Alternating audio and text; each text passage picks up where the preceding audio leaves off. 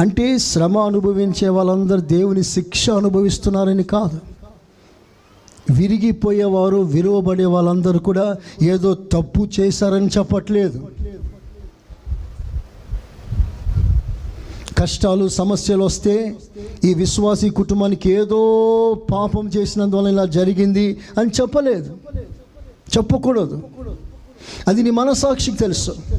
నువ్వు దేవునికి వ్యతిరేకంగా తప్పు చేసావో శిక్ష వస్తుంది.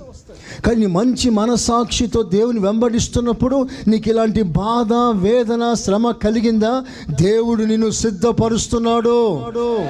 చెప్పండి, యేసయ్యకు మంచి స్తోత్రం చెప్పండి. దేవుడు సిద్ధపరుస్తున్నాడు కనుక ముందున్న మహిమను తలంచి ఇప్పటి కాలపు శ్రమలను సంతోషంగా సహిస్తా. ఆమేన్.